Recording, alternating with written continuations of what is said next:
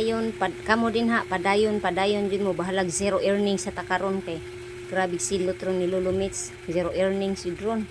Unya kanang pasensyahin na kay tanan dili kay ko ka-engage inyo ha.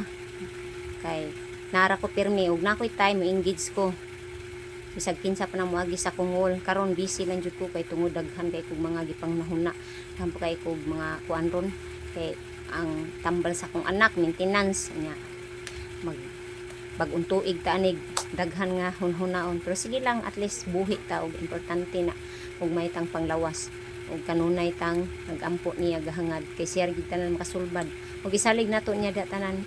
Ako nagpasalamat jud kuno nga naa ning FB kay sana sa wala pa ko nag-vlog pa ni so diri pag content creator murag sad kay atong life no nga kanang mag-inusara ta manghinuktok tas daplin kinsa may nakarelate na karon kay usa naman ta ka vlogger kuno hay charot unya bitaw tinuod mag story life lang sa kadiriron kay share lang nako nimo kay ninyo kay Pasko maron nya kuan guys wala pa ko nag-vlog kay murag burido kay kung hunahuna ba nga kanang wala koy kasumang at least naa ni ang FB dako kayong tabang kay ngano ma-enjoy na to atong kinabuhi ba atong life ma-enjoy na to kay kanang kung natay problema murag mawagtang atong ka-stress kay naa may FB mag-vlog ta so enjoy lang nato enjoy bahalag dugay pa ta makasweldo rin he pero at least kay lingaw lang good ug dili na nato ni i-focus kay kanang ako nanginabuhi man ko kadadlaw kay para sa akong mga anak ug ganan ko kumanak makapay-eskwela ko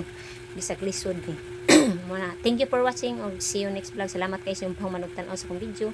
O ikaw diha nakatan-aw kanay kong video, dili sa nimo i-like. Pwede i-like diha sa ubos niya. Og God bless all. Bye-bye.